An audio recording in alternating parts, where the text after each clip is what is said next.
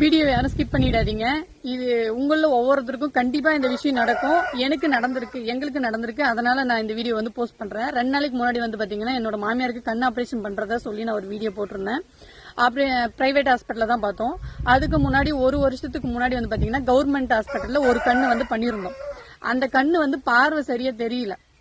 அதனால இதை வந்து பிரைவேட்ல பண்ணிடணும் அப்படின்னு சொல்லி பிரைவேட் ஹாஸ்பிட்டலுக்கு போய் பண்ணோம். அவங்க வந்து இந்த கண்ணை பண்ணிக்கலாமா, அதாவது ஆபரேஷன் பண்ணாத கண்ணை வந்து பண்ணிக்கலாம், ஆபரேஷன் பண்ண கண்ணு வந்து பாத்தீங்கன்னா பண்ண முடியாது, அது வந்து கையில பண்ணிருக்காங்க, அதனால பண்ண முடியாது, அதோட பார்வை அவ்வளவுதாமா, இந்த கண்ணை மட்டும் பண்ணிக்கலாம் அப்படின்னு சொல்லியிருந்தாங்க.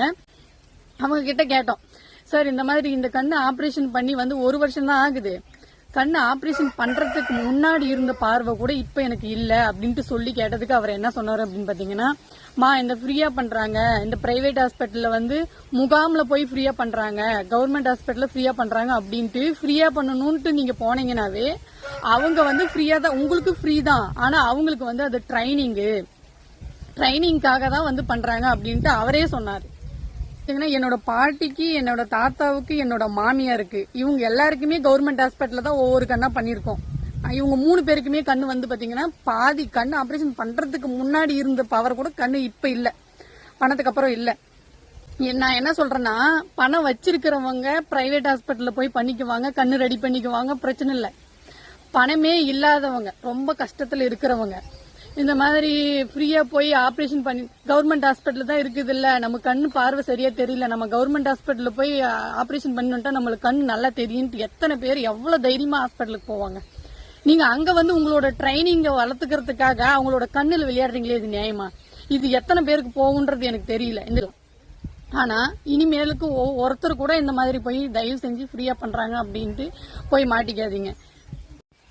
இப்ப வந்து அவங்களுக்கு என்ன சொல்லிட்டாங்க அப்படின்னா, அந்த கவர்மெண்ட் ஹாஸ்பிட்டல் கண்ணு வந்து மறுபடியும் ஏதாச்சும் பண்ண முடியுமா அப்படின்னு கேட்டதுக்கு, ஒரு டைம் பண்ணிட்டா மறுபடியும் எதுவும் பண்ண முடியாதுன்னு சொல்லிட்டாங்க. இப்ப அவங்களோட பார்வையை நினைச்சு பாருங்க. இதுவே நான் ஒவ்வொருத்தருக்கும் நடந்துச்சு அப்படின்னா, இப்ப ஒரு சிலர் வந்து பாத்தீங்கன்னா பசங்க கூட இருப்பாங்க, இல்ல பேரம்பேத்தி யாராச்சும் கூட இருப்பாங்க, அவங்கள பாத்துப்பாங்க. யாருமே இல்லாத, வெளியில வேலை செய்வாங்க, யாருமே இல்லாதவங்க, யாருமே நம்ம அந்த தாத்தா பாட்டியை வந்து பாத்துக்கிறதுக்கு யாருமே இல்ல, அந்த தாத்தா பாட்டி மட்டும்தான் இருக்காங்க. அவங்க கவர்மெண்ட் ஹாஸ்பிட்டல்ல போய் பண்ணிட்டு வந்து 1 இயர்ல கண்ணு தெரியல அப்படின்னா அவங்க என்ன ஆவாங்க? தயவு செஞ்சு இத வந்து இந்த வீடியோ வந்து ஷேர் பண்ணுங்க. இனிமே நீங்களும் வந்து ஜாக்கிரதையா இருங்க. ஃபர்ஸ்ட் வந்து கண் பார்வை தெரியல அப்படின்னா ஹாஸ்பிட்டல் போய் பாருங்க, அது எந்த ஸ்டேஜ் அப்படின்றத சொல்லிடுவாங்க, எவ்வளவு நாளுக்குள்ள பண்ணணும் அப்படின்றதையும் பிரைவேட் ஹாஸ்பிட்டல்ல சொல்லிடுவாங்க. நீங்க அதுக்குள்ள உங்களால முடிஞ்ச அமௌண்ட சேகரிச்சு தயவு செஞ்சு நல்ல ஹாஸ்பிட்டல்ல, ஏன்னா கண்ணு இல்லைன்னா எதுவுமே பண்ண முடியாது. பணத்துக்காக பார்க்காம கண்ணை வந்து நல்ல ஹாஸ்பிட்டல்ல பார்த்து கண்ணு மட்டும் ஆபரேஷன் பண்ணிக்கோங்க.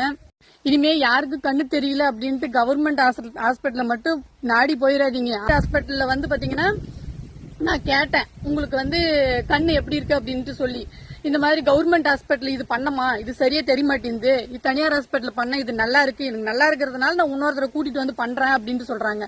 அப்ப கவர்மெண்ட் ஹாஸ்பிட்டல் எதுக்கு இருக்குன்னு எனக்கு தெரியல. என்னோட ஆதங்கத்தை நான் எப்படி சொல்லணுமோ அப்படி சொல்லிட்டேன். அதுக்கு மிச்சம் உங்களோட இஷ்டம்.